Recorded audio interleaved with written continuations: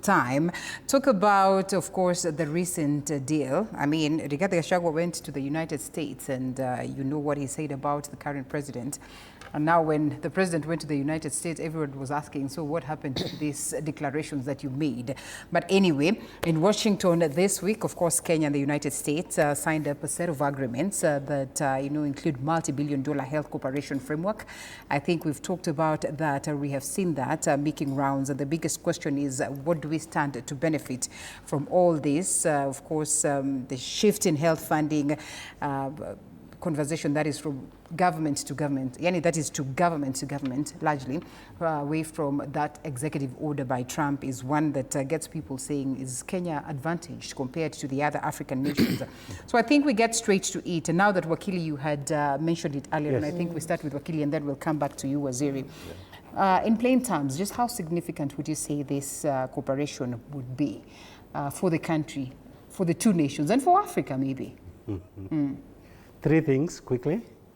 Number one, we have all read the concerns that Kenyans have expressed about the deal that has been made, that essentially will be in return for what could, at the end of the either 10 years or 25 years, be 200 to 300 billion.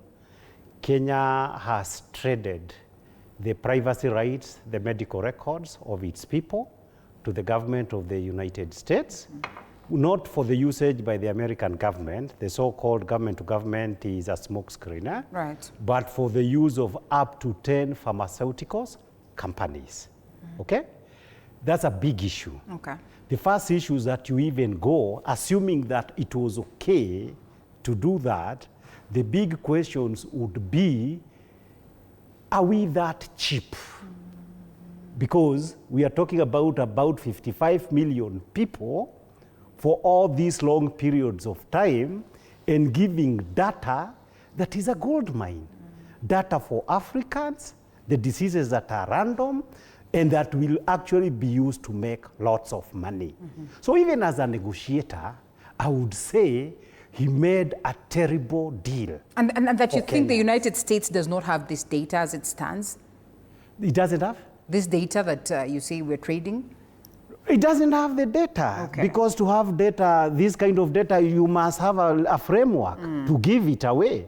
Now we have that framework. Remember the other day, when they got the Digital Health Act, you see, I was wondering, because I read the bill, you could not get, I did not understand at that time, what was the mischief behind the bill. Now it is apparently clear that the Digital Health Act was actually, this is a secret act that was done knowing that at some stage, this betrayal of the Kenyan people trade with their confidential health is going to take place. That's the first issue. That is a bad deal. Okay. In fact, compared with Rwanda, when they left, two people went to America and were victims and they lost big time. Tshisekedi and William Ruto. As we gave records, Tshisekedi gave minerals. Who are winners? Trump and Kagame. Right. Because Kagame, they are getting gold and everything else. Kagame, for the first time, will be able to sell gold officially that is actually stolen. Issue number two is this, that it is illegal. This, even under the Kenyan law, these are records that belong to you as a citizen of Kenya. The government of Kenya does not have, this is not a commodity that can be traded for whatever reason by William Ruto.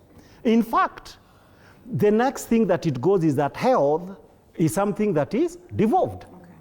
So that when it comes to matters health, it is actually the county governments that can be able to say, this is the position. So that you need to go to Kiambu, ask Wamatangi, you and your people, do you want to sell this to the Americans or not? The third issue, so that everybody gets a chance to speak on this, is this.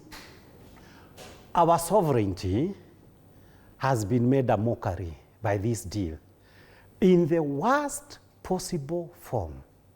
during slavery, you had African chiefs given clothes, sweets, and cigarettes to sell their people. In Kenya, you had Lenana in 1904, and I think 1908 or 1911, where Lenana was not the owner of Maasai land. But Lenana was told by the British, come and sign off the Maasai land to the British. He did that.